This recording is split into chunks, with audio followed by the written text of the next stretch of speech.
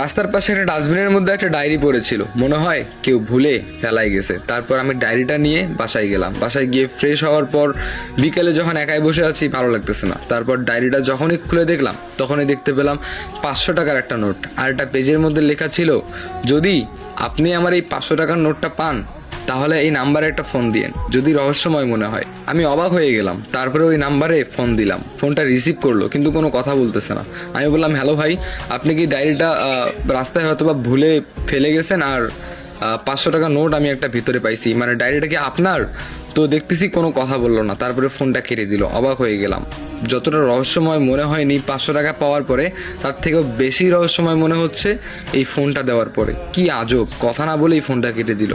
তারপরে আরও কয়েকবার ফোন দিলাম, ফোনটা কেটে দিল, ফোন আর ধরলো না। যাই হোক, ঘন্টাখানেক পর মেসেজ আসলো একটা ওই নাম্বার থেকে। মেসেজ দিয়ে বলল, আপনার ফেসবুক অ্যাকাউন্টের নাম কি? অবাক হয়ে গেলাম, কিরে ভাই, এই নাম্বারে এতবার ফোন দিলাম, ফোন রিসিভ করলো না, আবার এখন বলতেছে ফেসবুক অ্যাকাউন্টের নাম কি? তারপরে আমি ফেসবুক অ্যাকাউন্টের নামটা টেক্সট করে পাঠিয়ে দিলাম।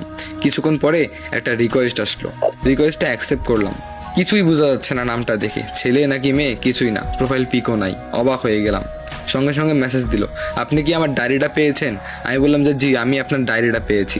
তখন সে বলল, আমি ভাবতেও পারিনি যে আমার ডায়েরিটা পেয়ে কেউ আমাকে মেসেজ দিবে। আমি বললাম, শুনেন, আপনার ডায়েরিটা পাইছি, কিন্তু ওই জন্য মেসেজ দিইনি। মেসেজ দিয়েছি এই জন্য, 500 টাকা ছিল ওখানে, ওই 500 টাকাটা কি আপনি নেবেন না? আর আপনার ডায়েরিটা কি আপনি নেবেন না? হয়তো বা মনের ভুলে ফেলাই গেছেন। না, আমি মনের ভুলে ডায়েরিটা ফেলিনি, আমি ইচ্ছাকৃতভাবে ডায়েরিটা ফেলে আসছি। আমি বললাম, মানে ইচ্ছাকৃতভাবে মানে? তখন সে বলল, বর্তমান যে জেনারেশন আছে, এই জেনারেশনের মানুষরা শুধু ফোন, কম্পিউটার, টিভি এগুলো নিয়েই ব্যস্ত। আসলে আগের যে একটা জেনারেশন ছিল, যখন শুধু চিঠির মাধ্যমে কথা হতো, ঠিক তখনকার মতো এখন আর কেউ এরকমটা করে না। সবাই ফোন টোন, ইন্টারনেট নিয়ে ব্যস্ত। তাই ভাবলাম যে না, একটা কাজ করা যাক। তারপরে আমি এই ডায়েরির মধ্যে একটা 500 টাকার নোট আর আমার নাম্বারটা দিয়ে ফেলে দিয়ে আসছি ইচ্ছাকৃতভাবে। তো ভাবিনি যে আপনি এইভাবে ফোন দিবেন আমার নাম্বারে। যাই হোক, অনেক ভালো লাগলো। তো আমি বললাম, হ্যাঁ ভালো লাগলো, তবে এটা বুঝছি, আপনি আপনার 500 টাকার ডায়েরিটা কি নেবেন না? তখন সে বললো, না, ওটা আপনার কাছেই থাক, মাঝে সাঝে আপনার সঙ্গে কথা হবে। এইটা বলে সে আর মেসেজের রিপ্লাই দিল না। আমি অবাক হয়ে গেলাম। তারপরে বললাম যে, আচ্ছা শুনেন, আপনার নামটা কি? তারপরে দেখতেছি কোনো সিন করতেছে না। কি আর করার, 500 টাকা তো আমার না, ডায়েরিটাও আমার না।